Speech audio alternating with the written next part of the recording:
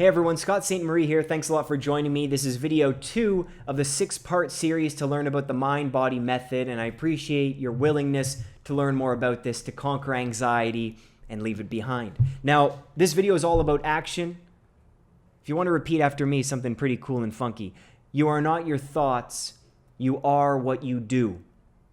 That's right, you are not your thoughts, you are what you do. So this is all about taking action. I'm going to share my screen. We're going to do a very simple yet crucial exercise to learn about the mind-body method. This is the very first step. Now, if you haven't watched the first video in this series, please clickety-click, because that really lays the foundation of this video and the ones coming up in the series. So once you do that, come back here, and here we go. I'm going to fade out, and let's do this exercise together. Here we go.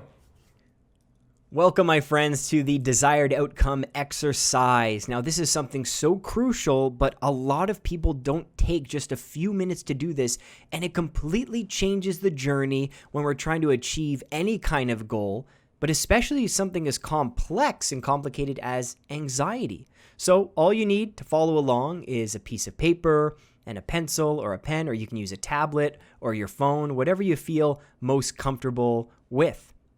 Now, I'm going to use myself as an example for this, as anxiety was at its worst about 12 years ago. So this is us at point A. Draw a squiggly line with me there. We're going to call this point A. This is where we are right now at this very moment. And if you feel anxious at this very moment right now, that's okay. I'd like to tell you that. That's okay. You need to be somewhere in order to get somewhere else, okay? So that's all right. Now, here's point B. This is the desired outcome. Okay? This is where we want to be. Now, a lot of people don't think about this. It's like you ask people, okay, why do you want to get in shape? People always say, I want to get in shape. I want to be fit. And you ask them, well, why do you want to be fit? Why do you want to get in better shape? What does that look like for you? Do you want to climb a mountain? Right? Do you want to go backpacking through Europe? Do you want to just get to the second floor of your building? Do you want to be able to bench press 500 pounds? Right? What does that look like for you? So I'm going to ask you this simple question. What would your life look like? The desired outcome here in point B, when we get there together. How would your life look different without anxiety? How would your life be different when you are free from anxiety? Right. A very crucial question, because that is the light at the end of the tunnel. That is the motivator, because in this squiggly line, no goal can be achieved with a straight line, right? There's going to be ups and downs. Some exercises that we're going to do together might be a little more complicated, a little harder than others. Others might be really easy, and you're going to see a lot of growth really fast and a lot of relief. But it's never a straight line, right? So how's your life going to be different here? Now, remember point A. I'm going to use myself as an example here. So follow along with me. Let's write down how we're feeling right now, how you're feeling right now. And again, I'm using myself as an example in 2008 when I was diagnosed with generalized anxiety disorder. Now, I'm going to say I was very lonely. You write down how you're feeling. Now, the kicker here is you cannot use the word anxiety. You cannot use the word anxious. See, semantics and how we describe our feelings plays a huge role in actually what we think and how we feel. So anxiety is an umbrella term here, and that's something crucial throughout the course that we'll get into. But no using the word anxiety. You'll be amazed at how creative language can get when you remove those umbrella terms. I'm going to say my thoughts were racing at the time. Racing thoughts. Like before you're done one thought, the other one already comes through. We're going to say constant thinking, right? We can use the word intrusive thoughts. You know what I'm going to say here? I'm just going to use the word creepy thoughts. Maybe yours are sad thoughts. Maybe they're intrusive. Maybe they're weird thoughts, right? However you want to describe them. How about worried about the future? I didn't know where I was going to be 5 years from then, and even 2 weeks. I was worried about the next class I was going to go to at school, how people are going to see me if I go to this party, how am I going to look? It was constant. Now, a big one for me and how thoughts manifest in the body is I would lose my appetite. I lost a lot of weight, right? So lost appetite, and this was if there was an event, right, that was being planned, I wouldn't eat all day, and if there was food at that event, I couldn't eat. And then in the next few videos, I'm going to get really personal about my story with anxiety and how the anxiety actually then led to depression. And this is really common, so it's really important that we get anxiety and just nip it in the bud there. So lost appetite. Now, you can list as many as you want. Where are you right now? You know what? Lonely, no friends. Actually, having anxiety actually plays a role because we can't establish those connections with friends because we're too anxious for small talk and to meet new people and to establish those relationships, right? I couldn't even sit through a movie without constant thinking.